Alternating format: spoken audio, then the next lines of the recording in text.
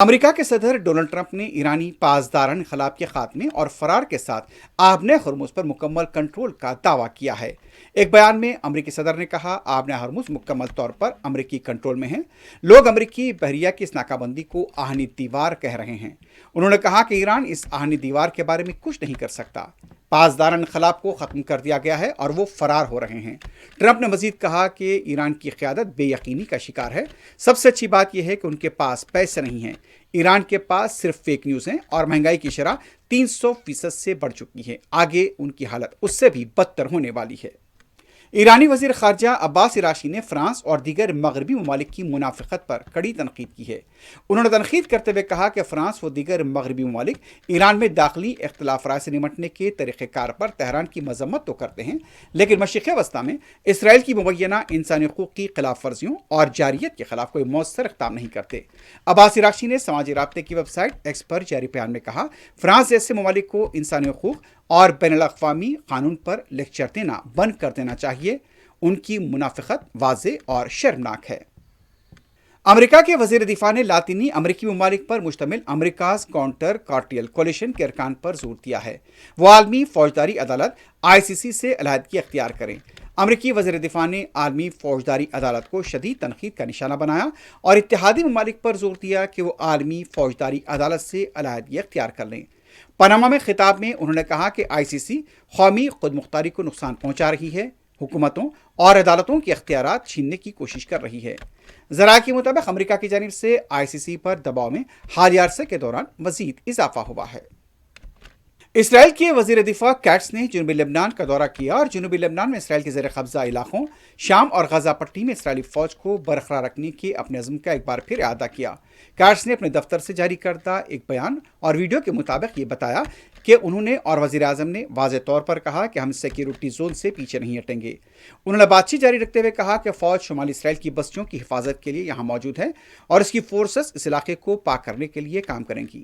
ہم کسی بھی صورت میں سیکیورٹی زون سے پیچھے نہیں ہٹیں گے، اور نہ ہی لبنان میں، نہ شام میں اور نہ ہی غزہ میں۔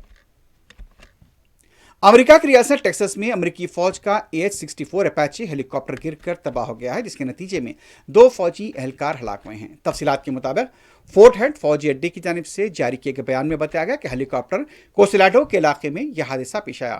پولیس کو مقامی وقت کے مطابق تقریباً 1:33 پر سیلاڈو گاؤں کے جنوب میں واقع کھیتوں میں ہیلی کاپٹر کے ملبے کی موجودگی کی اطلاع ملی تھی۔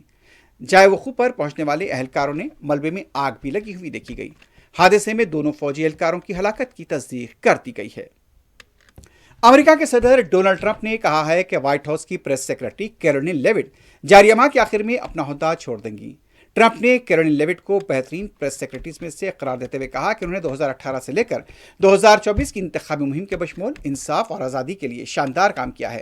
28 سال کی لیوٹ امریکی تاریخ کی کم عمر ترین پریس سیکرٹری ہیں۔ انہوں نے مئی میں بیٹی کو جنم دیا تھا اور حال ہی میں وہ چھٹی سے واپس آئی تھیں۔ کیرولین لیوٹ نے کہا کہ وہ اپنے چھوٹے بچوں کے ساتھ زیادہ وقت گزارنا چاہتی ہیں۔ لیوٹ نے وائٹ ہاؤس میں اپنے رول کو زندگی بھر کا اعزاز اور مہم جوئی قرار دیا۔ دنیا کے کئی ممالک میں رواں سال کے آخری مکمل سورج گرہن کا نظارہ کیا گیا۔ اسپین، آئس لینڈ اور گرین لینڈ میں مکمل سورج گرہن کا نظارہ کیا گیا اور دن میں اندھیرا چھا جانے کا منظر دیکھا گیا۔ اس موقع پر لاکھوں افراد کھلے مقامات پر جمع ہوئے اور خصوصی حفاظتی چشمے پہن کر یہ مناظر دیکھے۔ یورپ میں 1999 کے بعد سے پہلی بار مکمل سورج گرہن کا نظارہ کیا گیا۔ آئس لینڈ کے قریب مکمل سورج گرہن کا دورانیہ 2 منٹ 18 سیکنڈ رہا۔ سورج کو پیرس میں 92%، لندن میں 9%، برلن میں 85% گرہن لگا، جبکہ کینیڈا اور امریکہ کے کچھ حصوں میں بھی جزوی سورج گرہن ہوا۔ واضح ہے کہ رواں ماہ 28 اگست کو جزوی چاند گرہن بھی ہوگا۔ چاند گرہن کا مشاہدہ کئی ممالک میں کیا جائے گا۔ ادھر سعودی عرب کا آسمان 12 اور 13 اگست کی رات کے دوران شہاب ثاقب کی بارش کی وجہ سے عروج سے سج گیا۔ یہ سالانہ سب سے زیادہ انتظار کی جانے والی فلکیاتی مظاہرے میں سے ایک ہے، جب موسمی حالات اجازت دیں، روشنی کے ذرائع اور نوری آلودگی سے دور علاقوں میں شہاب ثاقب کی بارش کو دیکھنے کے بہتر موقع میسر آتے ہیں۔ اس پیراشوٹنگ کو سال کے دوران شہاب ثاقب کی سب سے زیادہ متحرک بارشوں میں شمار کیا جاتا ہے، کیونکہ اس کا عروج فلکیات کے شوقین افراد اور رات کی عکاسی کرنے والوں کو آسمان کو عبور کرتے ہوئے شہاب ثاقب کا مشاہدہ کرنے کا موقع فراہم کرتا ہے، خاص طور پر ان مقامات پر جو صاف اور تاریک آسمان سے لطف اندوز ہوتے ہیں۔